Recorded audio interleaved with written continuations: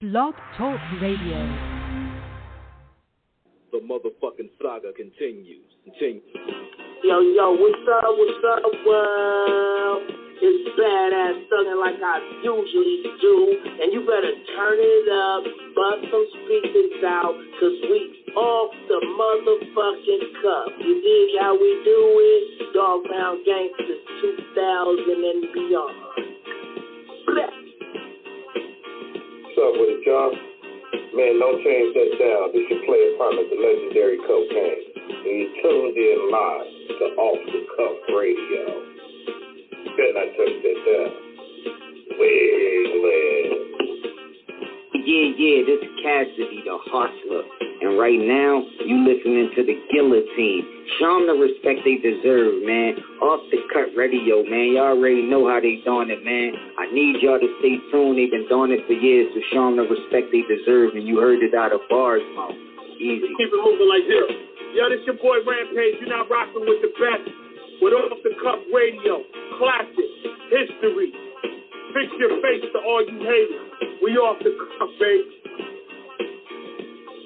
What's up, everybody? This your girl, Bonnie Dollars, the Queen of Trap, representing Crenshaw, and you are now tuned in with Off the Cuff Radio. What's up?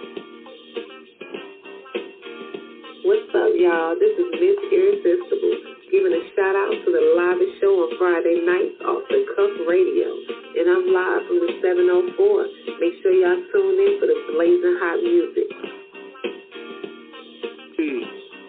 What it ain't, what it do. It's Chili Chill from that original Lynch Mob. And Off the Cuff Radio, always where it's at on Friday nights.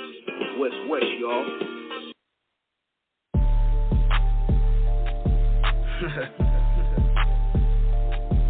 Cash. BMF Cash to be exact.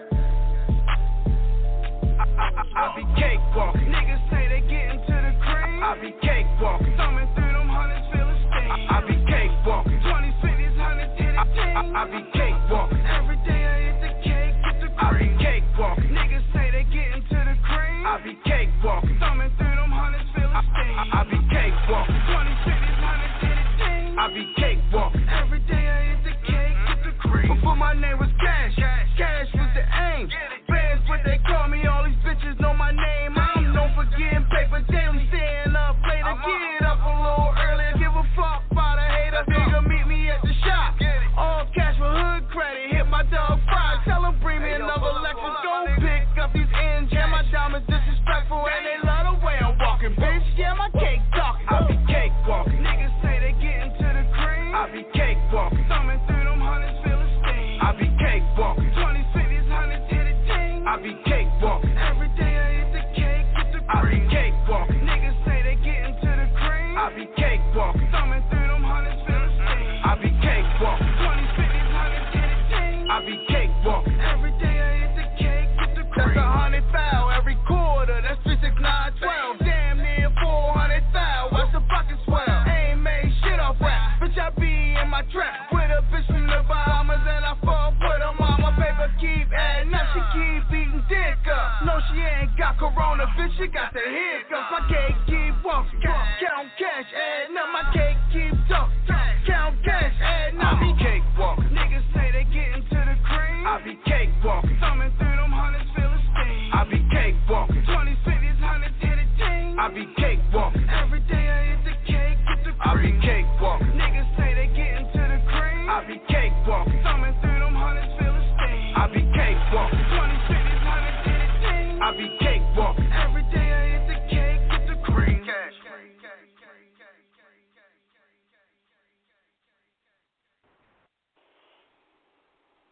Yeah. Y'all know what it is. Live and direct.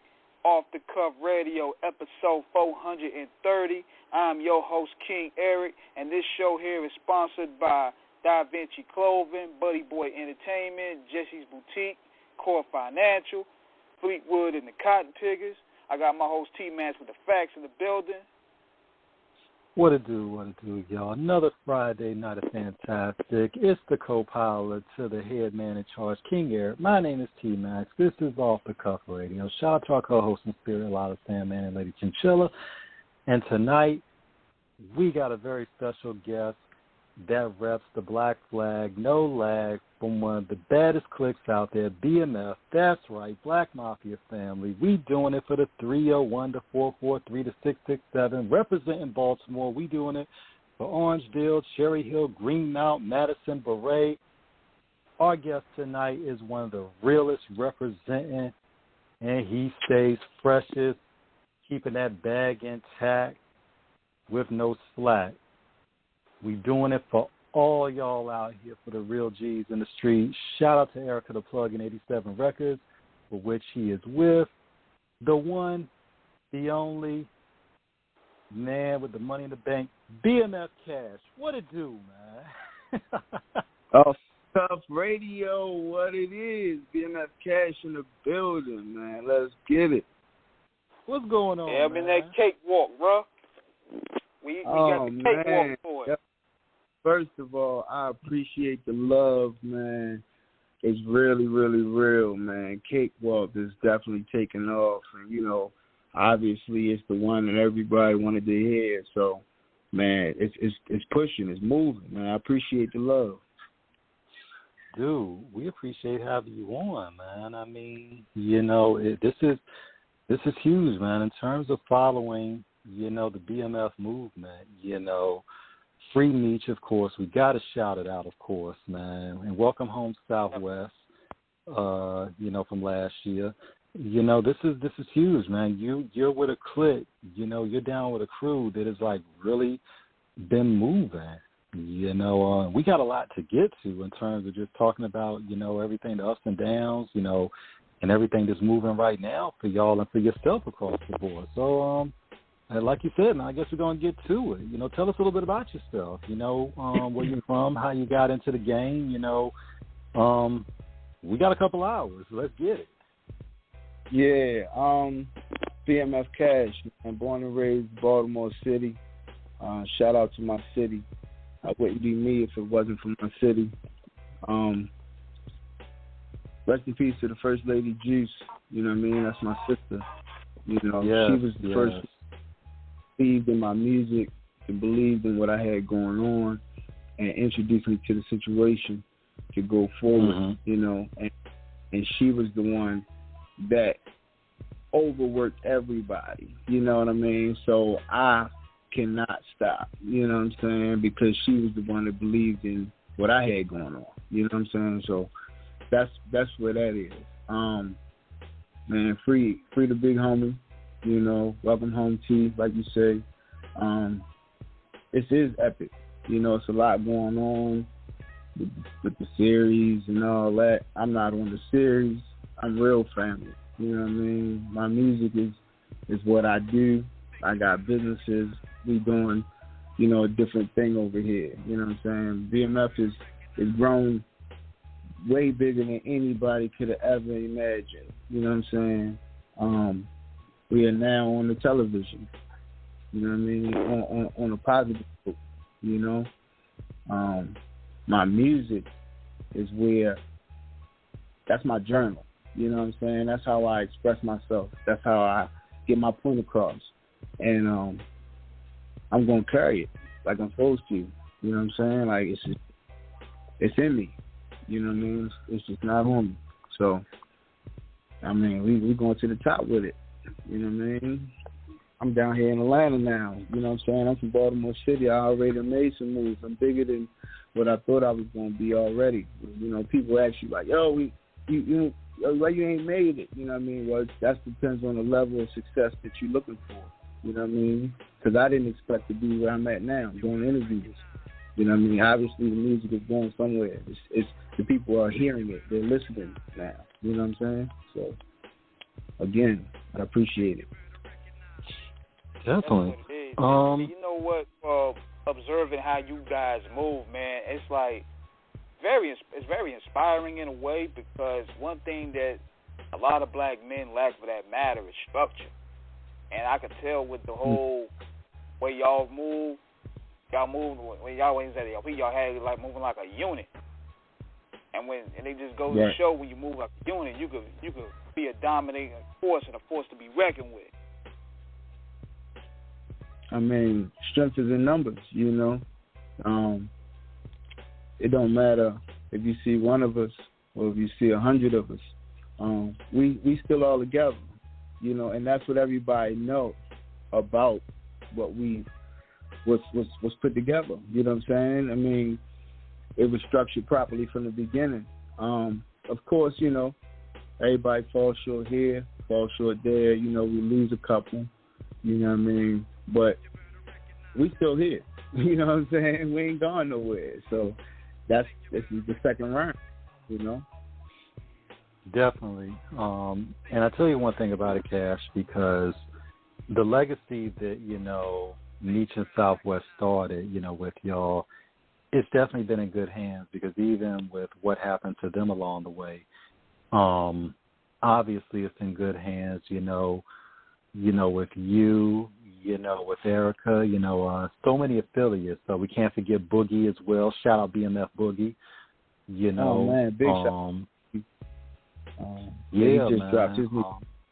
It was just written. He hit me, you know, jumped in the DM, said, yo, video shoot today. I said, say less, send to Eddie. He sent to Eddie, and that's what it was. We made a movie, you know. I mean, 3 for 3. He just came home. He done dropped 3 videos. He on his way up, you know. So big shout out to Boogie, man.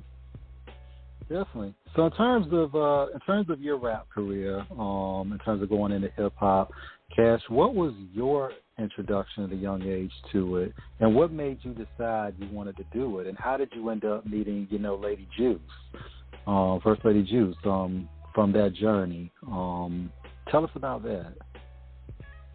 Well, I always was around music. I mean, my pops was heavy into music. You know what I mean? He was more into, you know, gospel and R&B. But again, once the first song I wrote and he heard it, he was like, nah, you wrote a song? I'm like, yeah, you know what I mean? And then the conversation stemmed to Juice, and Juice heard the song and was like, wait a minute, this your first time in a booth writing a song? Like your first time going in and putting it down? She was like, you got it. You know what I mean? You have what it takes. But at that moment, we was trying to, you know, get ourselves together. You know what I mean? Like we was trying to get back on our feet. I had just kind of moved down to Atlanta. I was back and forth from here to Baltimore, and like we was trying to open up. She was trying to open up another nail shop and cafe. That was her thing. And I was opening up another business that I was doing. I had a tent shop and car wash and custom T-shirts. I do a couple of things, but, you know, the music wasn't on the forefront. But then when she passed, I knew that was what I had to do. You know what I mean? I could start up the Juice magazine and all that again. I mean, I got a lot of things in the works behind the scenes, but the music is what she really was like, yo, you are amazing with it. And I still can't believe this is your first song. And now, I mean, we're talking 8-10 years later. You know what I'm saying? Like, I'm amazed to be where I'm at, and I know I got a long journey to go. You know what I'm saying? So, yeah, man. We were doing, because King, you know, and myself, we pride ourselves on doing our due diligence and our research for any guests we have on the show. And we were going back on YouTube and listening to some of your previous work, like Crimes, you know, songs like Crimes and Ballin', and it's like, we was like, yo, like, son got some heat, you know? Thank you. Yeah. You know, I mean, Crimes. Definitely. Yeah, tell us about Crimes, man. Man, so I had reached out to my guy who does Real Talk, Baltimore Real Talk DVD. You know what I'm saying? My man Ryan. He actually was the one who did the editing and the footage for me on that Crimes video. And man, it was, I couldn't see his vision. All I knew is he had a bunch of footage from the riot. I was in the middle of the riot. You know what I'm saying? I was there when they killed Freddie Gray. You know what I'm saying? Like, I was still in the city. You know? So, like, there was a lot going on. And I'm like, yo, I got to bring I got to come back up and make sure that I do something for the city, and I got to show what's going on. Like, man, crimes is being committed every day. You know what I mean? That was before the mask. That was before the corona and all that, man. Masks, niggas wear a mask every day. It's always trick or treat. You know what I'm saying? Like, that's the city. You know what I mean? You got to just pay attention to what's going on, where you're from, where you at. Like, in Baltimore, it's wicked. And crimes was just, that's one of the thoughts, you know, that had to come out. So that's where that came from. Definitely. And for those that aren't familiar with your city, yeah. Go ahead, King. Go ahead. I get to it. Go ahead, King. Yeah, especially with Baltimore, I think in a lot of cases, people don't really know what really goes on with Baltimore and how grimy it can be. Man, since the riots, before the riots, Baltimore's murder rate was down in the 200s since 1999. Since the riots, the murder rate has been in the 300s plus every year since the riots. You know what I'm saying? It ain't got no better. Wow. It's only worse. You know what I mean? And it's like you got to make a decision, you know? You can stay in the city and try to make it, but the way it's designed is not really designed for you to make it. You know what I'm saying? You know, Cash, one thing about it, because we're movie buffs, we're television buffs, shout out to David Simon for arguably the greatest television series ever with The Wire. Rest in peace, Michael K. Williams, you know, a.k.a. Omar. Because The Wire really told the story from a lot of levels in terms of the police investigations to the street organizations, in terms of how both of them operate, in terms of investigating and how moves are made on the street. People who really don't understand the history of Baltimore have to understand, like, y'all got a real history in terms of it. When you mention names like Anthony Jones, when you talk about, you know, Nathan Barksdale, who Avon is based on, you know, Melvin Williams, you know, I mean, it's real. I mean, I think if I got my facts right, I want to say, was it Crazy Joe Gallo that might have been in Philly too? Well, I know Melvin Williams was affiliated with him as well, I believe, if I got my facts right. Everybody will check us on YouTube if I'm wrong. But yeah, I mean, but the streets are heavy out there in terms of it. Growing up, how did that influence your style in terms of really bringing that gritty, raw authenticity to your art in terms of expressing it on wax? I've seen it all, you know. I've seen it all at a young age, you know, things that right now everything on TV is uncensored. You know, you can watch a 2-year-old could watch a murder happen on TV like it was nothing today. But, you know, back then it wasn't no phones and cameras and all that around, you know what I mean? So if you was in the hood, you seen it, and you couldn't believe it, but you saw it for your own 2 eyes, and nobody could tell you that you couldn't, and nobody could erase it neither. You know what I'm saying? So then it's a thought that stays in your mind, and then they want you to talk to people and get a psychiatrist and do this and do that, and it's like, I don't want to talk to this person, I don't know this person, and then you hold it in, and then things happen to you in life, and you, all right, I remember this at that moment, and now I'm going to go ahead and take it out on this person or this situation, when there's ways that you could think about it and do it, you know what I mean? But the city doesn't help the people, the influence. There's no real influence in the city. Well, at this point it is. It's a lot of them. I take that back. But then it was nobody, really. Like, if you wasn't one of the dope boys or you didn't know him, then you wasn't really nobody. So you stayed out the way. But, I mean, even staying out the way, you're going to be caught in something. Because you're going to walk down the wrong block, or you're going to, you know what I'm saying, end up in the wrong situation somehow. Because that's just how the city works. You could be minding your business and get into it. You know what I mean? And that's the worst part about it. It felt like jail. You know what I'm saying? It felt like a jail that's outside. Because you can get into it in jail and be minding your business. Well, damn, you can walk down the street in Baltimore and get into it, minding your business. You know what I mean? So it's a little wicked. Yeah, West Baltimore is no joke. Now, you're looking at Baltimore, and from the way you look at it, do you see the main problem being not only deprived resources, but also the fact that they put people in power like the mayor or governor or whomever that don't really have a clue on how to, guide the people the right way?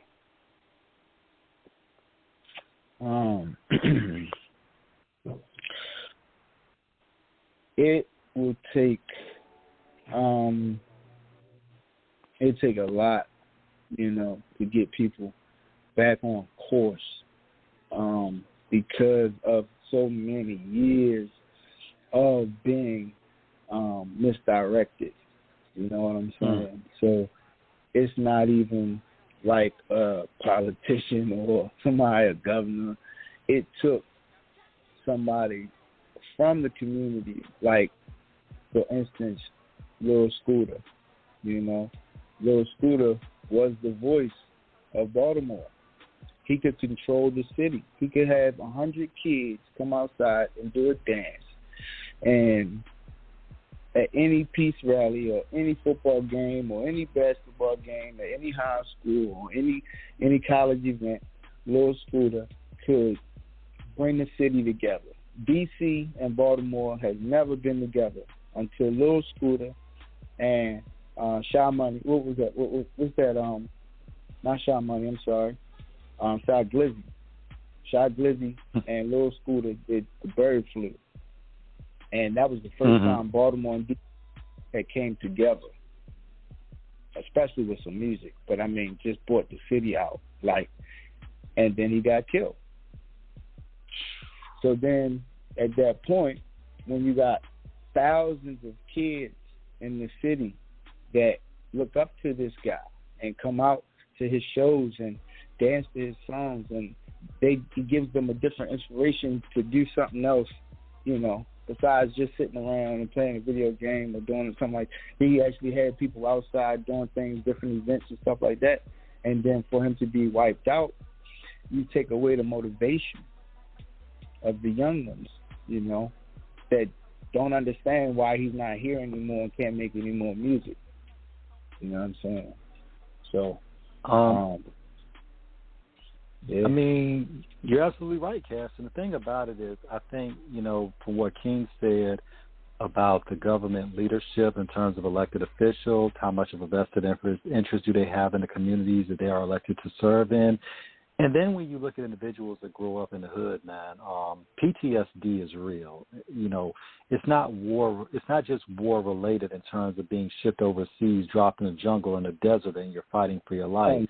PTSD applies in the hood where you got a lot of these babies every day. They're seeing things, they shouldn't be seeing, and like you said, they internalize it, and then without a person they feel they can trust to talk to, if there is no viable outlet for communication to express their discontent, their anger, their sadness, their uncertainty, it builds and builds and builds until you have the next cycle of violence that's waiting to erupt. It's like a volcano until that pressure builds, and then that lava is going to go all over, once it explodes. Yeah. Like what you... Go ahead, please. Firsthand, please. I know firsthand, I come from that. My mother passed when I was 13. I'm the one that had to call the paramedics. You know what I mean? I watched it. You know what I'm saying? So now at 13, of having a nice house, my dog, just had some puppies, me, my mother, my brother, my nephew, his girlfriend, my brother's girlfriend, and, you know what I mean? 2, she's passed away. She's gone. All right, the paramedics there. She's on the stretcher. They taking her out. All right, Pops come, pick me up. Now, him and my brother live in a 2-bedroom apartment. There's no room for my toys. There's no dogs allowed. There's no nothing else around. You can get a couple pair of clothes. That's it. All that toy shit is out. There is no more kid stuff. You're not a kid no more. You got to grow up. Now you with your father and your brother. There's no more women voices around. There's no more ladies in the house. Everything changes overnight. You know what I mean? drive somebody crazy, they have no idea my music is my journal, you know? That's the only way I get to vent. So, like, PSD is most definitely, or PTSD, I mean, like, that's man, it's too real, you know? I'm glad I'm able to vent, and I'm glad I'm able to put it on my music and express it. And I've already been down the other road, you know what I mean? I don't like it in there. It ain't for me, you know what I'm saying? So I got to go ahead and redirect what I got going on to stay on top, you know? So that's what I'm doing. But other than that, man, people go through that every day. They see it every day. I mean, bodies in the gutter. I mean, kids getting shot in front of parents and getting shot in front of kids. I mean, everything going on all over the city. The wire can only cover but so much in that camera lens. You know what I'm saying? Like, that's going on all over the city every day. They can't capture that. They'll never understand what the kids and everybody goes through in the city. You know what I'm saying? You know, we're listening to you, Cash, because I used to be in education. So when I think it was like the third or fourth season of that show, because we just knew it as a crime narrative. We just knew it as a crime saga of investigation and, you know, what moved in the street. So when they were doing like the fourth season, I think that was the school season. Like when you had Michael, when you had Dookie, Naaman, all of them, and I was like, how are they going to flip this? But as I watched that season progress, they were talking about how the money and the resources are not provided to the school system, that these kids end up, like I'm still bugging on that scene, when that girl slashed that chick in the daggone classroom, after the girl's fucking with her. And it was like, it was like crazy. But as I saw it develop, you're seeing what these kids deal with and what they're bringing in and what their influences are outside, and as you watch further the seasons, before the show ends, you see Michael kind of goes down that same road because of what happened, just situations in life, what was going on, and how he basically, disclaimer, if y'all have not watched The Wire, cover your ears when I say this, or, because I'm going to ruin the ending, because he basically ends up being another Omar at the end of it. That's basically where it goes after he starts falling, into, whatchamacallit's crew. So let me ask you a question. Yes, sir. You watched most of the episodes? Nigga, I watched all of them. I watched every last episode. So, and where you from, OG? I'm from VA, VA? Southeast, Hampton Roads, Virginia. All right. So, The Wire is based in Baltimore, about Baltimore. I have never watched The Wire. I've never seen the episodes of The Wire. I've been intrigued by watching.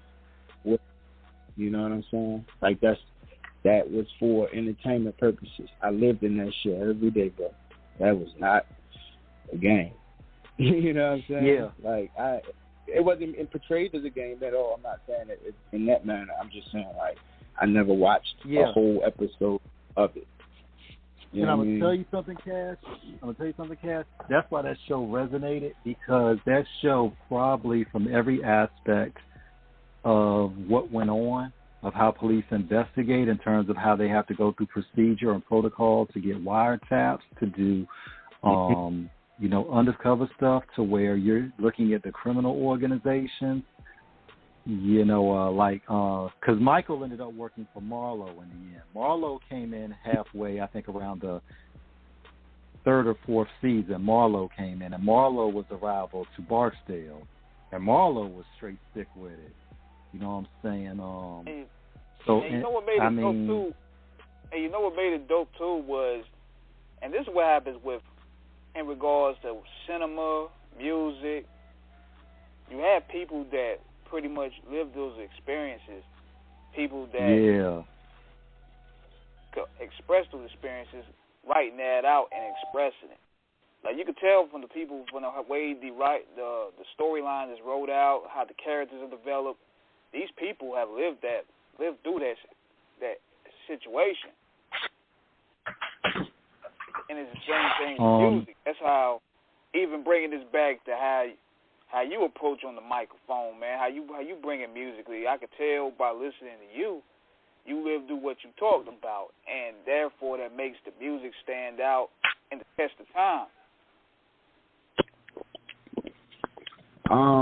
I appreciate that you noticed. It's a lot that I could say and be rapping about, but they'll never understand if I don't give them the real me. You know what I'm saying? Like, I can portray somebody else and, you know, give you the bubble gum and all that shit, but that's not it. You know what I'm saying? Like, if I'm telling you, hey, it's cold outside, hey, you better keep that strap with you. Hey, be safe, man. I mean, like, pay attention. You know what I'm saying? Because you can be going to church and it can go down. You understand what I'm saying? I'm not telling you just go out here and start war. That's not. I ain't mentioned that, never. You know what I'm saying? And it's all in. It's in the message, but that's the key. I gotta give it the way I get it. You know what I'm saying? That's all. When you said that, Cass, that's like what you were kicking on that joint 22 Below. You know what I'm saying? Definitely. Oh, you heard that? Okay. Nigga, I told you we do our research. Yeah, hold out, man. You know, hoodie season, you know. 22. Yeah, man. And one thing, and you know, when you look at it, because King and myself are older, so we came up in that generation of, you know, when crack hit, we saw everything really kind of come to the apex of where it was during the 90s and even the early 2000s when you're really seeing it.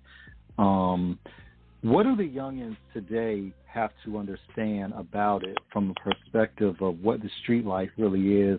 Because you got a lot of kids, and we're just going to say it, we got a lot of fake rappers out here trying to really live, trying to talk about something they have never lived. But individuals like yourself grew up in it and lived it. And we also have a lot of kids who are having, trying to involve themselves in things that are not them in terms of they don't. It's different when you are around it and you kind of just fall into it.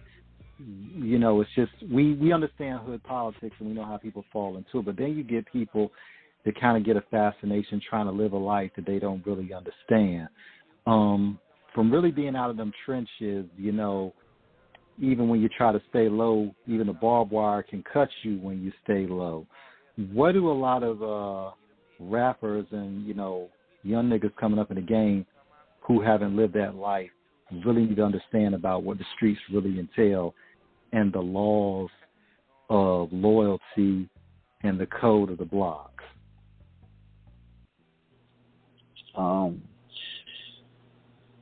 Well, loyalty, man, that's the big one, you know. Respect, man. Show respect, you receive respect, man. You know, you never know who nobody is or who nobody is related to or what situation you can put yourself in by showing a little disrespect, you know. A little respect can take you a long way, you know. You can look at it both ways. You don't know what life will bring you. So, watch what you say out of your lips, you know what I mean? Because it can come back to haunt you. And you won't know which way it came, depending on what you say, you know. My outlook and what I think that the youngest should understand is it's not a game inside of the bars. Outside on the phone, it's a game, you know. But when you are locked in, it's no game, you know. You better hope the COs are watching, because if they're not, then nobody's watching. You understand what I'm saying? So there's no, I was about to say there's no guns in there, but there are some at this point. But there's no guns in jail. So you best to learn how to fight. If you want to be out here being something you're not or acting like something you're not, you know what I'm saying? If you're not in it, you don't have to be in it. Don't put yourself in it. Stay out of it. Mind your business. You know what I'm saying? Like, that's not, everybody's in everybody's business because it's on social media at this point. But still, you can still watch their business and still mind your business. You know what I'm saying? So, that's all. I always stay to myself. I don't be in nobody else's business. That's why I'm doing me. You know? Got too much going on. And another thing, too, for what I observe, and I think one of the main reasons why a lot of people get easily sucked in is peer pressure. Because, I mean, people feel that peer pressure to not only compete with their fellow man, to outstunt the next man, or, you know, get taking some of the antics and going levels to it to get attention. Yeah, but this is the thing. Like, all right, so we're talking about somebody that's next to you, that you know what I mean, you compete with somebody next to you, that's crazy. You know what I mean? And then if you compete with somebody that's on social media, that's crazy. You don't even know that man. Like, you don't know what inheritance his type of people done left him and shit, you know what I mean? And he flashes 100,000 on the camera and shit, and you gonna go out here and get your head knocked off trying to rob the corner store. Like, you know, you gotta pay attention. Like, mind your business. That's what I just said. You know what I'm saying? Like, you're gonna jump out here and not be in the right and not in the right direction, and that shit can just flip you. You know what I mean? I don't think there's a lot of people that ain't even been flipped yet. You know what I'm saying? I think that's why they still going in the direction they going. They ain't been there. They ain't, you know, they ain't get caught up. I ain't wish nothing on nobody. I don't want to see nobody in there, but sometimes you gotta go through it to get through it. You know what I'm saying? And we saw a little bit of that earlier this week when they had all the social media shut down. We started looking at it like, damn, we can walk up here a real life purge if this shit don't come back. Yeah, see, fortunately, you know, I got businesses that don't run off of social media, and I've been doing this for a long time. So I wasn't even paying that shit no mind until somebody told me. You know what I mean? So, like, luckily, hey, the business is still moving on my end, so I can't even stress over here, you know. So we got two questions for you, Cash. In terms of when you started rhyming, who were some of your influences? And as you progressed in the game, once you really started getting your understanding of the from really how you wanted to expand, how did you find? You know, how did you know what businesses you wanted to go into in terms of everything? My influences was everybody that I seen start from nowhere and end up on somewhere, just end up anywhere that I've seen them that they wasn't before. I mean, whether, all right, if I click on YouTube and I watch Gucci Man, and now I see Waka, and I like Waka, and now he got a video on. Well, I remember when Waka ain't had nothing. Like, that was inspiration. Now that man don't even rap, he on boats planting his own garden somewhere. Like, that's inspiration, you know? Yeah. Like, for real, like, watch the artists that just didn't have nothing and become not overnight because it don't happen like that, but just, bam, they just kept going and going, and yeah, now they there, you know what I mean? And where's there, it don't matter because their first interview could have been there for them, you know what I mean, just like it was for me. So it ain't, like I said, ain't no real level, but it was just the inspiration of them doing it. Oh, man, I can do that. You know what I'm saying? I got a story to tell, too. No, I can't deliver it like that. That don't sound right. No, if I say it like this, that beat will get the point across. Okay, what I'm saying and that beat together is priceless. Let's do that. All right, cool. We got one, you know? And that's how it's made, you know? So. Yeah. In terms of I guess even before we get into your business aspect, Cash, what was it? How did you, in terms of you clicking up with BMF and making that move to Atlanta, What was it like, once you came, under that clique and, once you made that move as things started moving down there? What was it like in terms of just meeting everybody and just seeing how the whole, business, was, conducted? Well, at that moment, everybody was kind of separated and going in different directions. And it's virtually impossible. It's virtually impossible to meet everybody. I mean, I met who I needed to meet at the time I met them, and that's how things went. You know what I'm saying? Like, you're never gonna meet everybody. You know what I mean? Of course, there's levels to this shit. It is what it is. At this point, I know everybody I need to know, and I know how to, I can do whatever I need to do to make it work. So. That was that. Just getting to make sure everybody knew who I was and what I had going on, and that, that I was who I said I was. Not put on the first. Yeah. So the mentality is the closed mouth don't get fed, because coming out there from where you from and going to Atlanta, that's like a huge, not only culture shock, but that's a big opportunity for networking. You got to have your network game on point to make moves. Yeah, I luckily had gained that, not even knowing, honestly, bro, not even knowing that I had gained all the power of networking before I knew what networking was, because we not taught networking in Baltimore. You know what I'm saying? We taught to stay to ourselves, don't go over there, don't talk to them, don't look at them. Keep on going, you know what I mean? But when I came down here, I'm like, yo, how is everybody talking to everybody? Like, why is everybody waving and speaking and this and that? Like, that was that. And I was in shock. And what happened was, since I already had a business for about 10 years, I've been running up in Baltimore before I even started coming back and forth. I had already been networking. I had already been talking to people. I had already been passing out business cards and, putting it on my whips and doing that. That's how I was doing my advertising and marketing. Doing a Google page, throwing the ads up. So, like, I had no choice but to talk to people.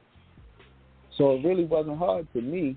I just didn't realize everybody was really doing it for a bigger purpose, because in Baltimore, you can network with somebody and it really don't go nowhere. Or it might end you up in some trouble. You know what I'm saying? Like, it's a couple of different ways to look at it. But down here, you would want to tell everybody what you got going.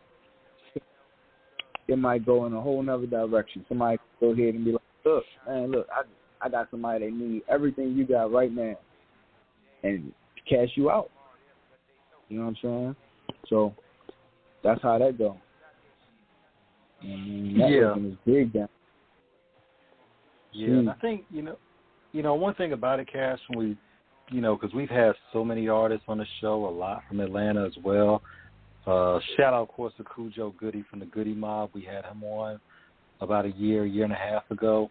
Atlanta is just like a big hotbed of it in terms of the music.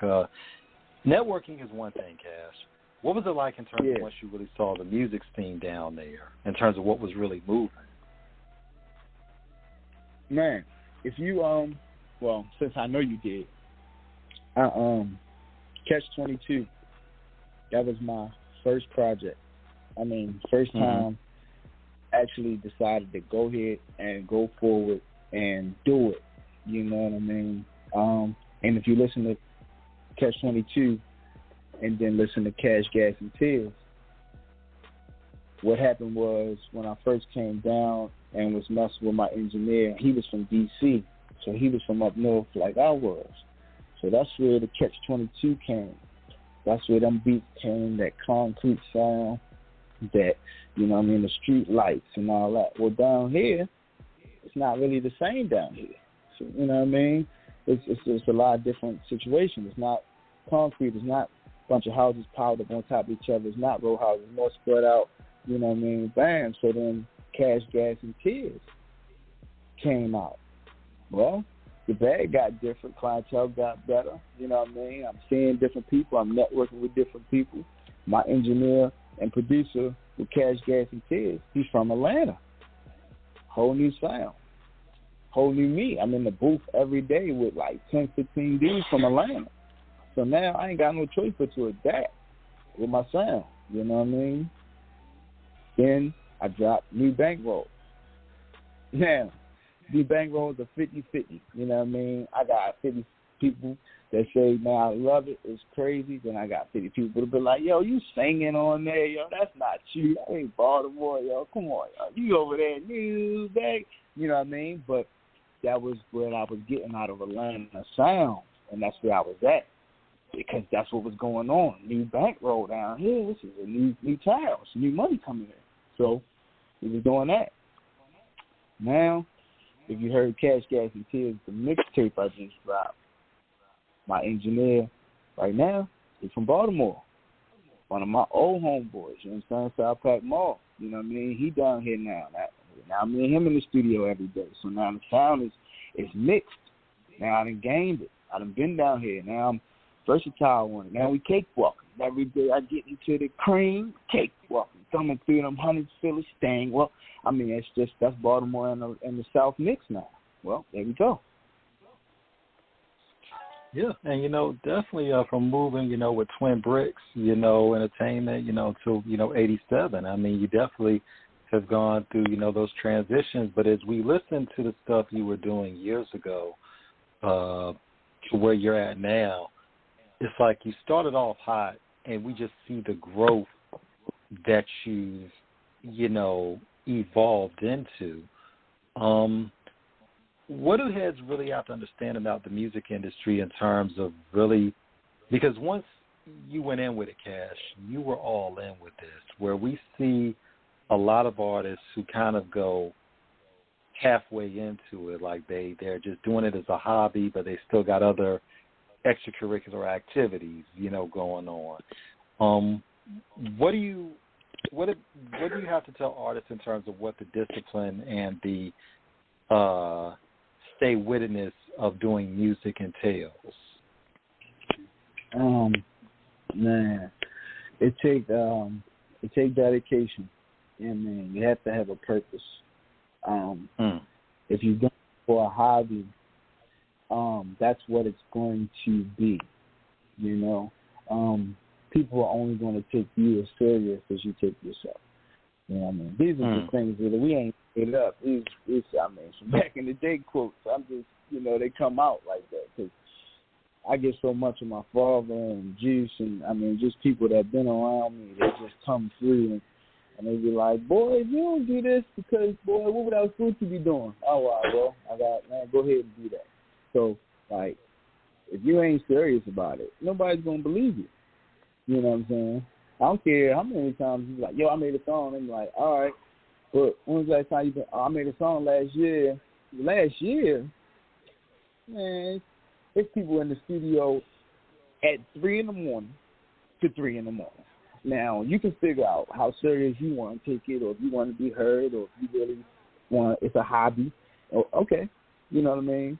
Well, fortunately, I got businesses to run, you know what I'm saying?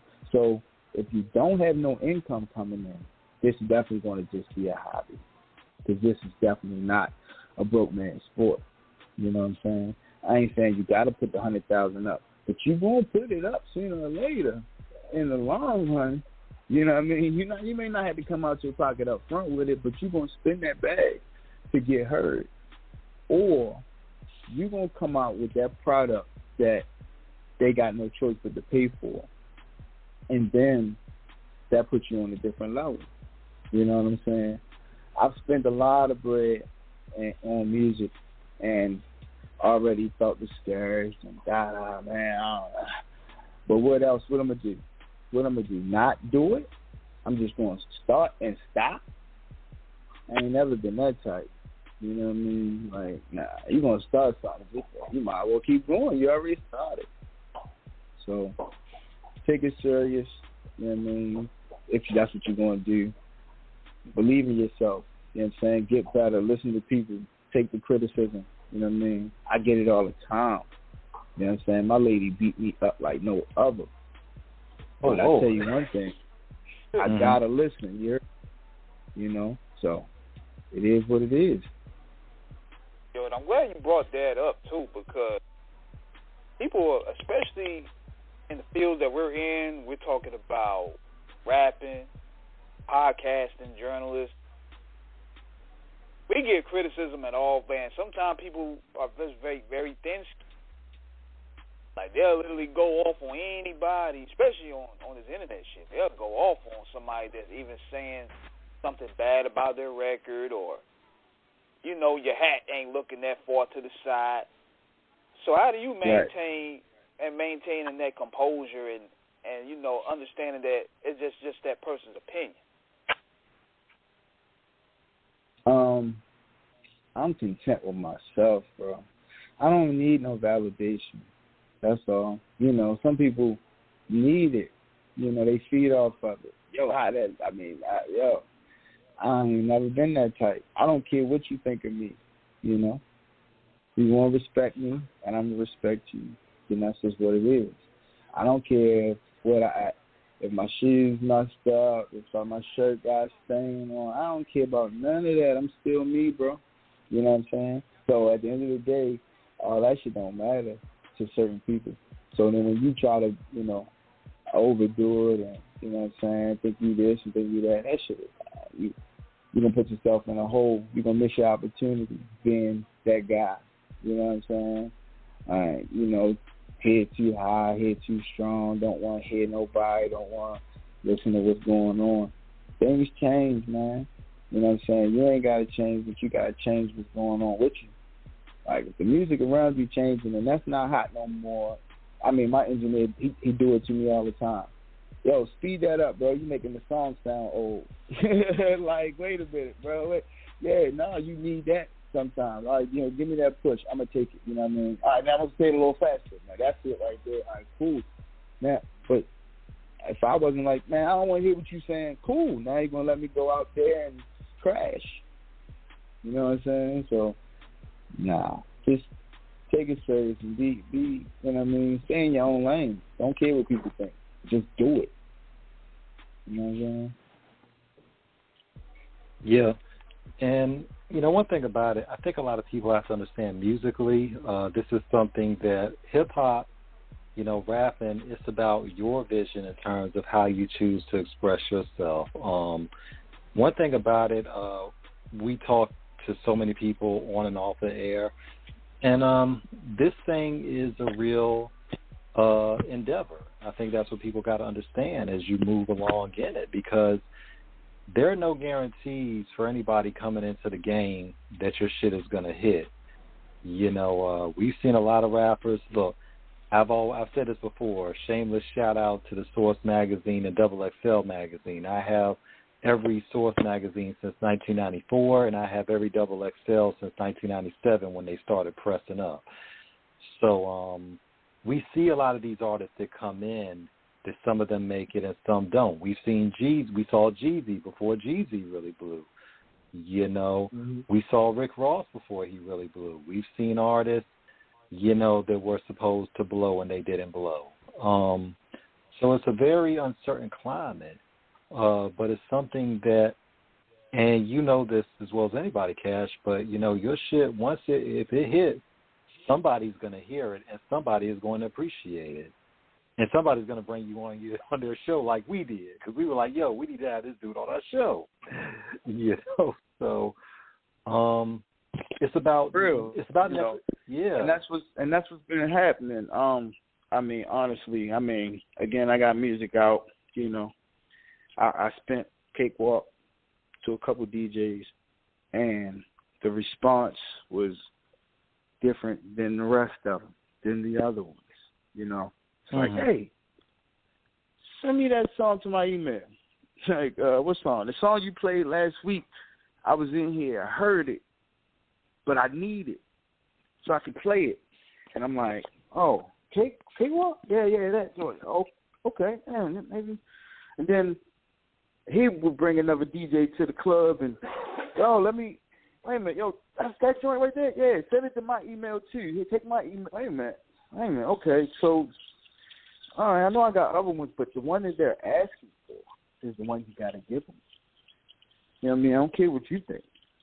You know what I'm saying? And that's what's been going on. CakeWalk has went somewhere man. When they ask you to come to the station, like you say, they ask you, hey, we need that clean version. Wait a minute. Oh, you know, that's a little real right there, because they ain't asked for the clean version of the other ones. But you know, when you got one that the people are asking for, you most definitely got to give it to them. You know? What was the process behind it in terms of when you made that? Man, CakeWalk, I mean, literally, again, we ain't even really get to my business yet, but like one day I got a call for a job, and it was one of my biggest jobs yet at that point for my business. Mm-hmm. And I mean, literally for my business, I always get a nice deposit, half down, and then we're going to go ahead and finish when the rest is complete. And, Understood. With that deposit, I was cakewalking, bro. Like, it's that simple. Hey, Ball, I need to get in the booth, bro. I just beat right here. I don't know what it's going to, man. Oh, we cakewalking. Every day we get into the cream. Cakewalking, thumbing through them hundreds, feel a stain. Cakewalking, 20 cities, hundreds hit a ting. Cakewalking, every day I eat the cake, get the cream. Well, that's what we was doing that day. And that's how I came up. Okay, I guess this is where we get into the business aspect. Because you said you got a car wash, a TV feature. So let's talk about that. Okay. So tell us about how you got, man, tell us about your entrepreneurship. I've been window tinting, man. That's been my trade since I was 19. You know yeah. I've been continuously growing. I got the #1 tent shop down here in Georgia, in Morrow. You know what I'm saying? Okay. Commercial and residential buildings and houses and restaurants and stuff like that. You know what I mean? The people don't really know what I do during the day. They just know I rap. You know what I mean? But it's, you know, the rap's got to come from daily activity and, you know, visions and things I've seen in life. But my daily activity is my business. Businessman first is what Juice was about. BMF stands for a lot of different things. You know what I'm saying? I'm a businessman first, and then everything else. So that's why we going forward, because we already going to be taking care of our own thing. I mean, if nobody want to help or somebody want to assist, we going to be all right because we doing what we supposed to be doing. You know what I mean? That's all. We got legit businesses over here. You know what I'm saying? So we ain't worried about what everybody got going on. You know? But that allows me to continuously make my music and pay for my studio time and videos and marketing and promo and, you know, my businesses. And so, again, back to the youngins, you most definitely keep doing what you're doing, but stay focused on something to keep your income coming in, because until rap overpowers it, you're going to have to keep something going to eat, you know? One thing we're listening to, and we're listening to you give these jewels, Cash, and it's so refreshing because a lot of the young brothers coming in the game, you know, young niggas think that this is all like, you know, we always reference this, you know, where RZA says, you know, Wu-Tang, like, you know, you think, you know, you're going to just come in and get rich overnight, you know, and it you know, it takes years to get it. But one thing about it, Cash, the way you speak, so the way you're speaking to the integral element of having a job, which there is no shame in, you know, because you got to work to get the rewards. You know, I mean, that's just how it goes. Yeah, most definitely. You know what I mean? And that was my father training. You know what I'm saying? He had the same 2 jobs since I was born, 2 full-time jobs. You know what I mean? Till he passed away. You know what I mean? Like the same 2 jobs, because at that point when my mother told him I was on the way, he went and became a man that he was supposed to and took care of what he was supposed to do, and he did. You know. And that's just all I know. I got 2 daughters myself. You know what I'm saying? Like, we ain't kids. We got kids to feed.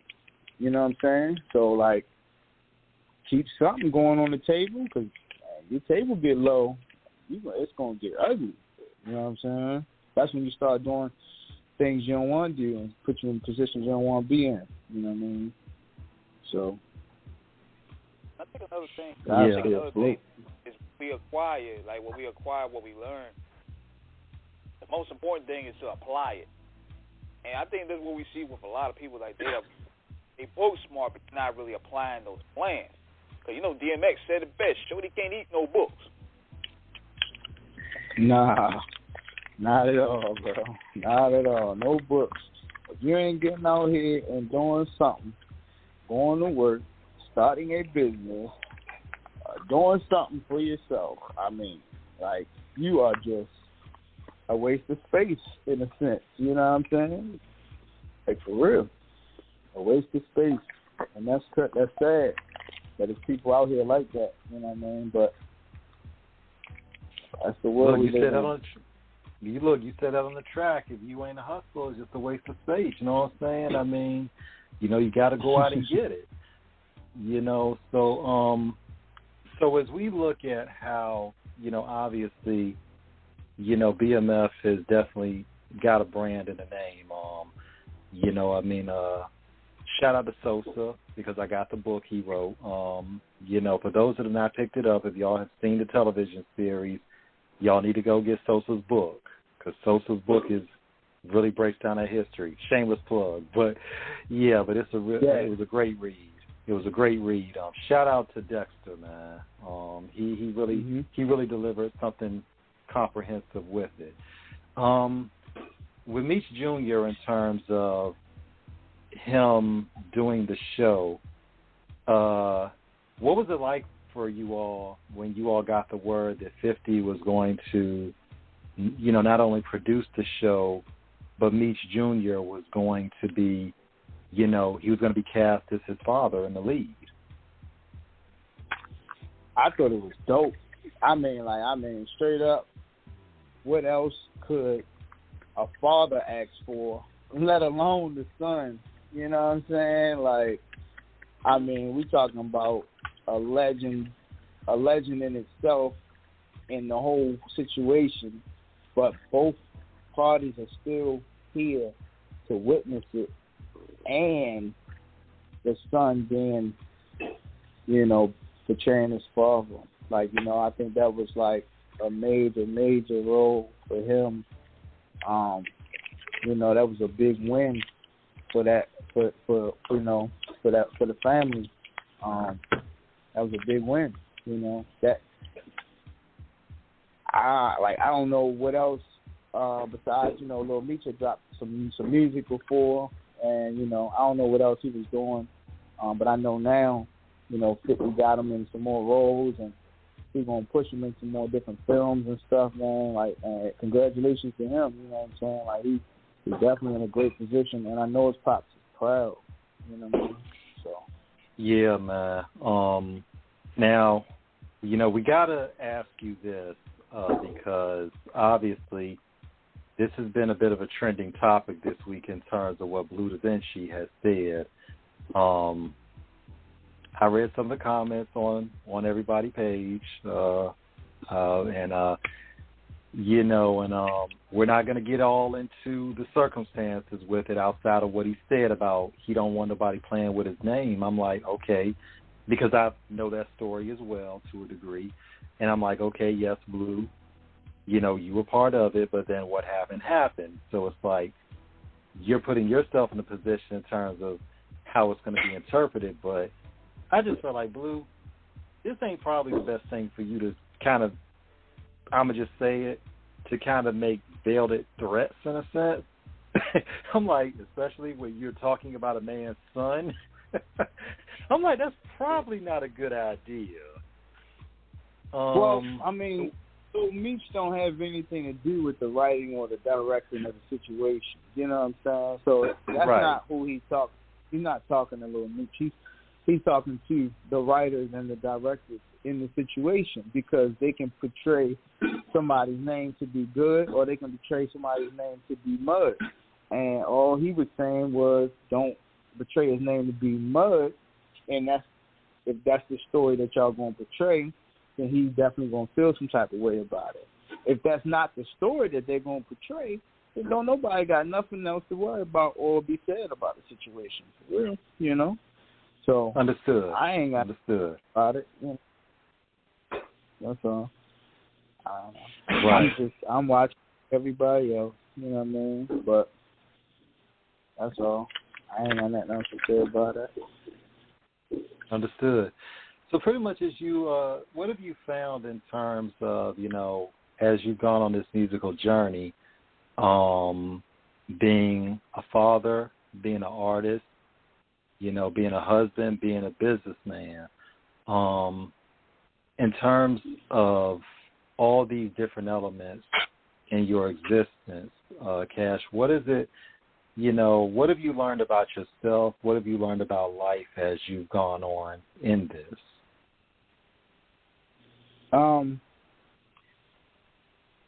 Everything is temporary, you know what I mean? Even life. And once you accept that, you might enjoy it a little bit more. You know what I'm saying? I enjoy what I have, you know what I mean, and what I got going on. And at the pace that it's going, I ain't in no rush. This is a marathon. I'm just hoping I stay around to see it all unfold, you know what I mean? Rest in peace to Nip, you know what I mean? Because he definitely opened everybody's eyes to, that man was already on top, but he wasn't exposed to the world like he should have been until he died. You know what I mean? So, yeah, same thing. I'm, you know, here to see the world, hear CakeWalk, and see the world, you know what I mean, accept BMF Cash for the artist I am and the work I'm putting in. You know what I'm saying? Yeah, man. I think in many cases, like you said, a lot of the events that's been happening for the past 2 years, it made people look at life in a different way, because I think for the most part people took it for granted, and now you start really seeing death every day. You start seeing circumstances transpire every day, unexpected. You got to appreciate the people that you already have and you build them with. Yeah, because, I mean, here today, gone tomorrow. We ain't make that up. You know what I'm saying? I done seen it. I done had, I mean, over a handful of my close homeboys from Baltimore that I done told, yo, I know you up there, you doing you. You making money and all that. It's time to get out the city. And they never made it, you know? And so every time I got to hear the story of, yo, what's the name at? Like, yo, what's the name? He ain't make it. You know, it just kind of puts you in the mind frame like, man, this shit whack. This shit phony. This shit is temporary, you know? And we all got dates and times and we don't know them. You know what I mean? So enjoy what you got going on and who you got with you and your team. And or if you by yourself, well, go out and have fun by yourself and do what you do. But, yeah, enjoy it till it's over. You know what I mean? You know, Cass, when we think about Nipsey, because what you said resonates so much with King and myself, because we were going to, you know, we had a mutual friend who showed one of our clips to Nipsey. We were going to have Nipsey on the show down the line. And unfortunately, you know, he heard our clip that Saturday before he was killed. He was killed on Sunday, and he heard our clip that Saturday evening. So that's especially poignant for us. You said a friend of yours? Go ahead. Yeah, no, you said a friend of yours? Yeah, he directed one of the movies. He directed one of the first documentaries that Nipsey was involved in. He had him, YG, Game. It was a whole lot of the New West at the time. And we interviewed him. And after we did that interview, he played the interview to Nipsey. And Nipsey texted him back saying that the interview was dope. And that was the last text that he got. Dang. Yeah, because we were planning to get Nipsey on, and I'm gonna just say we were probably gonna get him because Nip liked it, and we were gonna get him on the show, But he had died, and then we get the word, then we saw the news that he got killed the next day, and we're like, oh, fuck, But we were riding, but we've been riding with Nip, and the world felt it, Yeah. When you have done so much for so many and really have changed visually everything that everybody can say negative about you, then it's like, oh man, he not him. You know what I'm saying? Because that's how some people. Yeah, because some people are here as angels, and then there's the ones in the sky. You know what I mean? And Nick was one of the ones that was here as an angel, and now he's one of the ones in the sky because now he opened everybody's eyes to different things. He opened up a lot of entrepreneurs. You know what I mean? People started businesses because of him. I mean, people started their own clothing line and went harder than ever. You know what I mean? Like, it's just so much. You know what I mean? It just brought a lot of the gangs together. I mean, shit you would never see. You know what I mean? Literally. But that sometimes it had to take that, because other than that, it might have been a war that day. You know what I mean? Facts. So. Yeah. And when you look at it, man, we have been riding with Nip for so long. That's why we were so happy when his album had dropped. Because we were like, we knew the world when Victory Lap dropped back in 2018, 2019. We were like, we had heard whatever we had already. The world was going to hear what we had already knew the entire time. From Blue Laces to Bullets Ain't Got No Names to Slauson Boy 1 and 2. I mean, Nip had just. And then we're not even talking about Nip's guest appearances that he had done, like the joint he did, You Broke with YG. I mean, Nip was like this dude who was really, really, really coming into his own as an artist. And now the whole world, for that brief time, has saw what this man, in terms of entrepreneurship, in terms of music, what he was still doing, bringing it ahead. I mean, people really want to try to see the West kept secret. Yeah. That's really what it was, man. And after you get in tune with him, and I had definitely heard a couple songs before that. I was a fan. Like, I liked him. I didn't have any of his albums or nothing, but it's like, dang, I'm on the East Coast. I'm down in the South. Oh, they flood us with the radios ain't playing the Nips down here. You know what I mean? So we didn't really get that. But to listen to music and you listen now, it's like, yo, he was. I mean, if there's a word past amazing, it was Nip. You know what I'm saying? Like, he had every style, every feeling you could get in music. He had it. You know what I mean? And the world didn't know he had it. Yeah, that's the crazy part. Yeah, man. In terms of seeing artists out there today making moves, who are you really feeling? And as you keep doing this, who would you like to work with? Producers or rappers or just anybody? I want to work with everybody. It's not one person that I don't want to work with. I mean, like, when it comes to music, I don't care what you do. If you sing, if you rap, if you just, I don't know, it don't matter. I want to be a part of everybody's creation. You know what I'm saying? Like, that's dope. Depending on the content, but yeah, I want to work with everybody. Everybody, if you doing music, let's link. You know what I'm saying? Like, flat out. Like, I'm open to it. You know what I'm saying? Because you never know where the music can go. You never know where your song's gonna go. You never know who's gonna need that song that day. You know what I'm saying?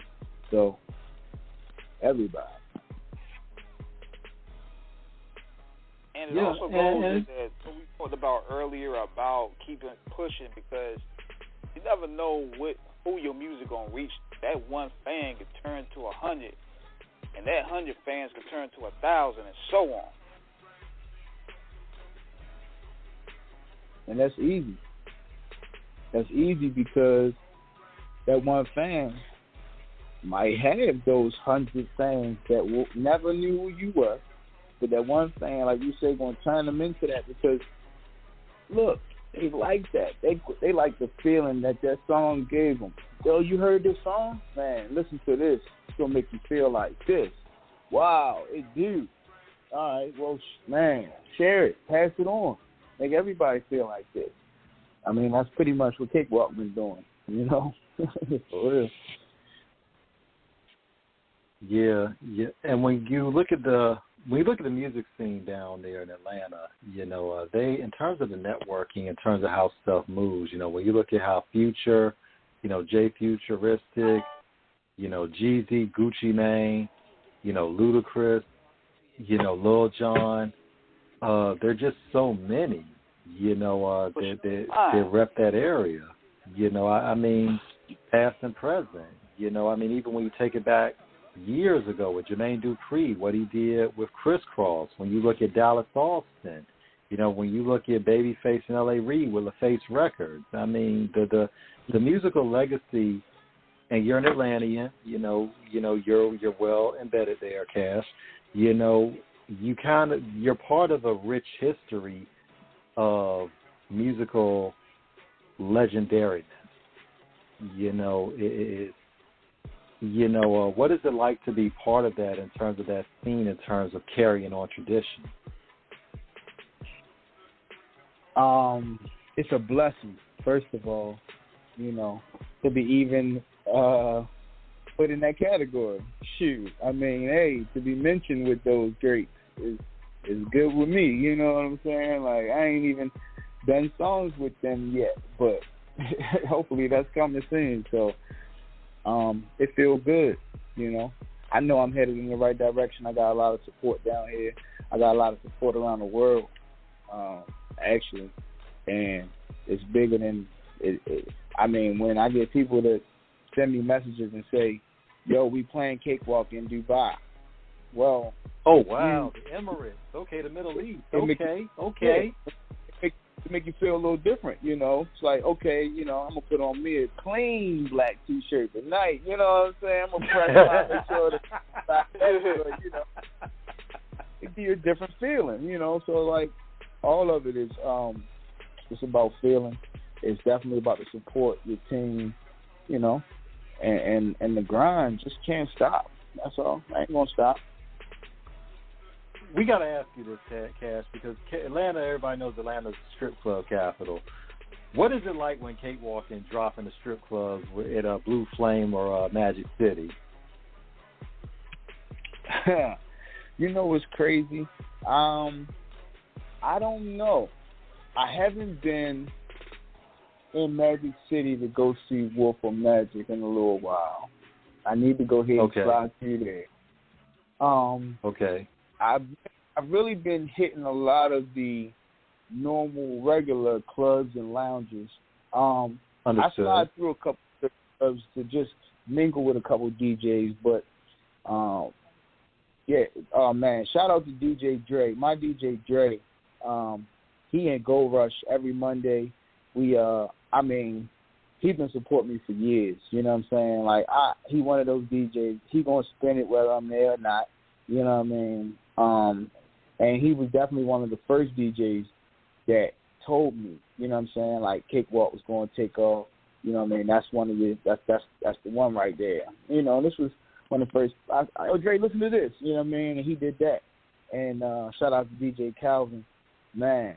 DJ Calvin, DJ AD. They've been pushing heavy. DJ Kool-Aid. I mean, it's so many DJs to name. I know me and the DJs really got great relationships. You know, and that's the difference. But what I got going on, they ain't really. I mean, you know, you come down here, you gotta go ahead and bless some people and do this and do that. But when you really get to meet these people and network and build relationships like you're supposed to, like the game make you do, and do it right, then it takes you a lot further. You know what I mean? So CakeWalk has been playing in regular clubs, regular lounges, strip clubs as well. So it's deeper than the strip clubs. It's not just a strip club song.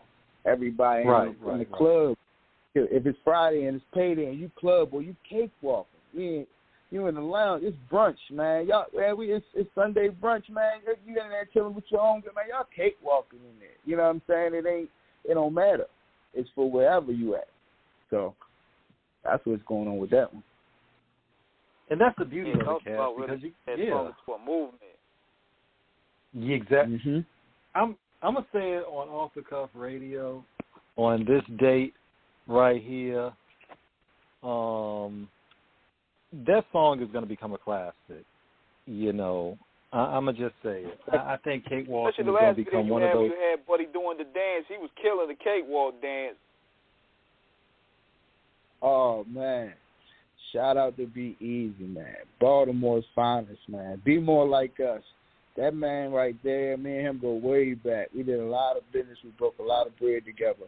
But I tell you one thing, he's a dancing motherfucker, boy. I tell you, when that CakeWalk, he lost his mind and did what he did, and I was like, wow, you know, he just did that. And that's what he do. He turn up, you know. I had to post that, man. He the one. I told him, I said, man, you the official cakewalker. But now we definitely looking for the dance. Somebody to come up with the official cakewalk, you know what I mean? Because we about to start. We got to do the video coming soon. So that's going to be epic, you know what I mean? We need all the cakewalkers to come out. You step in, you dance, you know what I mean? I need you to get at me, you know what I mean? So hit me up. And we might need to get Hype Williams to come back out of retirement at the Red. He'll find the baddest women out there. Oh, yeah. Well, Atlanta got no shortage of those. Oh, my goodness. I need to get back down to the A, man. I mean, I went down there years ago, and I was like, oh, my goodness. Especially when we drove past Spellman. I was like, I was just ready to jump out of the car and just go crazy over there. Y'all not here for the picnic, huh? You said what now? Yeah. Y'all not going to picnic? We would love it if the Freaknik was like the Freaknik we heard about growing up. Y'all they gonna bring that back? They gonna bring that energy man. back? I can't say how it's gonna be, but what I will say is I will be performing live at the Freaknik Sunday. I think we on the main stage Sunday night about 11 o'clock, between 11 and 11:30. I will be on the stage performing live. So Freaknik gonna be crazy, man. We cakewalking all across the stage. That's dope, man. I mean, and as you've been moving with this, with your movement, Cash, because we wanted to ask you this because, and when I asked that question earlier, because I know, you know, when songs like really hit, you know, in the strip clubs, that's when like it really like has become like that jam. But I mean, obviously the song is dope on its own, whether it's there on the regular spot, like you were saying. How important is it for, you know, you in terms of getting to mingle with your fans, really meeting the people and letting them know, like, you're around and you're not unavailable, you're not unreachable, like, yo, I'm here, we all in this together to have one big party? All they got to do is reach out, you know, like, I'm not unreachable, you know what I'm saying? Like I say, I do want to work with everybody. If you're an engineer and you're a producer, you're an engineer and you got a studio, and let me know where it's at. Let me pull up. Let me know, you know what I'm saying, when I can come in and get something done. If you're a producer, man, shoot me the beats. I'll send you the email. It's easy. You know what I mean? Let me hear what you got. You know what I mean? If you're an artist and you want to do something, hey, feature price is going up. But listen, we gotta eat, or we're gonna go ahead and eat. Because if I got a show and I like that song, guess who's on the roster? It's just that simple. We're gonna work together. You know what I mean? So that's how it go. Like I said, this is a tour. October 8th, 21. You know what I'm saying? This date. 10/24. I said a couple minutes ago, your song is going to be like that next wave, because it's already, burning it down in Atlanta. You already got it, moving across the world. And when that song really catches on, because like you said, when that video hits, and then y'all really get like a dance behind, you're going to have a phenomenon behind it. How does it feel knowing that you're going to be that next dude out there, really to like you're really going to be that next guy? I don't think it hit me yet. You know what I'm saying? Like, it's picking up slowly but surely, and I'm just like patiently sitting back watching. I'm not over expecting nothing. I'm just accepting what comes to me. You know what I mean? So I hope it is one of those classics, like you say, that from years to come, everybody's cakewalking and everybody know me. You know what I'm saying? For that and everything else I got coming, because I got so much stuff in the cut. I mean, cakewalk that's the beginning. That's the first thing that they hearing. All right, they'll catch up. You know what I'm saying? So we moving. And as they say, Fat Joe would say, price range went up. Yesterday's price is not today's price. Yeah. Yeah, and that's always a beautiful feeling, knowing that what you work for, that it's really coming to fruition, where that it's coming in the direction of pretty much. Are you going to pretty much kind of concentrate on the EP mixtape strategy, or are you pretty much prepping everything for a full-scale album release? Well, right now, CakeWalk is the focus for at least the next year. You know what I'm saying? We definitely got to give it its full push before we move on. Right. I definitely got another project in the cut. I got another mixtape, 2 mixtapes in the cut. I mean, me and my engineer, we work daily, just building. You know what I'm saying? Just building, period. You know what I mean? So, but right now, CakeWalk is definitely it. Every time I try to post something new, I get the call. Man, take it down. Yeah, CakeWalk is it. Nope, CakeWalk. Yep. If it ain't CakeWalk, don't put it up. All right. I mean, like, it's just, that's what we doing, so that's the route we going. Well, I guess seeing CakeWalk's a push right now to get the cake. I guess the only thing we got to do now is bake another one in terms of the remix, because we know the remix is coming. And you know how they do in the South? They got the all-star remix. Y'all might have to. Exactly. They might pull that rabbit out of the hat and get Andre 3000 on that motherfucker. Well, like, the remix is going to be worldwide, you know what I'm saying? Because I know it's so many other artists that's out there cakewalking that just don't have cakewalk. So they gonna want to get on it, you know what I mean? And I'm right here with open arms, you know what I'm saying? I definitely can't wait to all the cakewalkers that's in the industry hear it and be like, boy, I need to get on that cakewalk. And I'm be like, I need you on that cakewalk. Yeah. So, yeah, that's the plan. Yes, sir, man. And and we about to possibly wrap this thing up a little bit shortly. You have any shout-outs you want to give out? Oh, man. You about to have people mad at me. Shit. I'm going to forget somebody, bro. Shout out to the whole family. Shout out to the affiliates. Shout out to the associates. Shout out to the friends. Shout out too. You know what I'm saying? Everybody that's in the cell, man. Free Meech, man. Definitely. Welcome home. You know what I'm saying? Free Louis. Free Sharp. You know what I mean? Again, it's a lot of them. Rest in peace to First Lady Juice. First and foremost, you know what I mean? Like, I wouldn't be here without her. I'm never going to stop because she wouldn't stop. You know what I'm saying? So that's what we're doing. BMF Cash. Google me. You know what I mean? I'm worldwide. I'm everywhere. Music is out. You're going to hear me. Listen to it. Check it out. Pay attention. You know what I mean? Shout out to everybody that support me. Shout out to everybody that don't support me. You know what I'm saying? Like, I'm with all of it. You know what I mean? So, and with the guests we've had on the show, Cash, you know, we thank you so much. Shout out to Erica, of course, Erica the Plug. Shout out to 87 Records. Shout out to the whole BMF. Shout out to the whole crew. Cash, you know you are welcome back anytime on the show. You know, whenever you got some new heat to bring to us, we're ready to have it cooked up here, you know, to serve it. Pass the word along. You know, BMF, we behind y'all movement 1,000%. You know, Cash, you know, let your people know. Anybody they want to bring to the show, we're more than happy to have them on.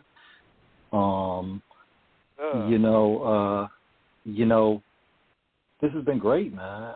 We're honored. We're privileged. Thank you. Man, Off the Cuff Radio, man, I appreciate the love. You know, y'all definitely been showing a lot of love on the repost, just on the post, just mentioning, playing the song, re-spinning it, you know, just mentioning my name. You know, that means a lot. You know what I mean? Especially where you at, I'm not there. So any room I'm not in and somebody speaking about me, I appreciate it. You know what I'm saying? So salute to y'all. And, I mean, I got plenty of artists, man. 87 Records. We got so many artists on the squad to come bring to the table that, you know, it's a new movement going on. We're here for all of it. All the way, brother. Yes. And on that note, on that note, we're going to see y'all. Go ahead. You said what now? No, I ain't want to cut you off. Oh, no, I'm good. I was just ready to say, man, just make sure y'all keep spinning that cakewalk, man. That's all I can ask. You know what I mean? Definitely, man. We will. I'm going to try to get you in touch with one of my DJ friends out here in Virginia, man, to see what we can do in terms of getting that album.